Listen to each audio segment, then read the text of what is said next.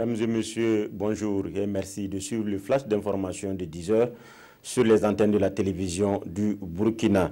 Le président de l'Assemblée nationale a entamé une sortie terrain pour échanger avec les populations. Hier, à Djikofé, un quartier périphérique de Ouagadougou, Alassane Bala Sakandé s'est imprégné des préoccupations des habitants qui réclament la reprise des lotissements afin de leur permettre de s'établir dans la quiétude.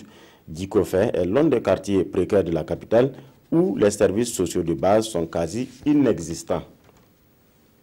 Un atelier pour opérationnaliser le système d'information sur le pastoralisme au Burkina.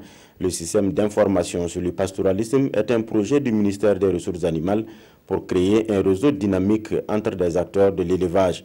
Il va donc permettre de mettre en place un cadre de concertation entre éleveurs, producteurs laitiers et institutions techniques nationales et internationales de sécurité alimentaire.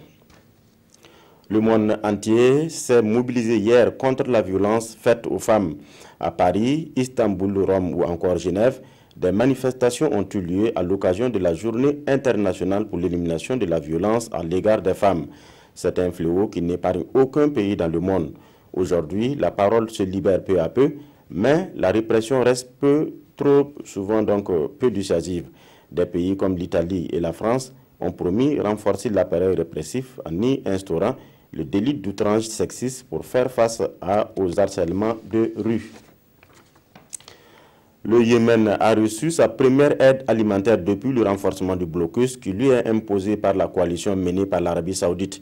L'UNICEF a envoyé près de 2 millions de vaccins anti-diphtérie, une maladie qui touche principalement les enfants. D'autres aides alimentaires ont été aussi expédiées par le PAM et la Croix-Rouge en ce qui concerne le personnel humanitaire. Depuis le début de la crise en 2015, qui a fait près de 9 000 morts, 7 millions de Yéménites se trouvent au bord de la famine. Voilà, c'est tout pour ce flash. Merci de nous avoir suivis. L'information revient à 13 h avec Marguerite Daniou.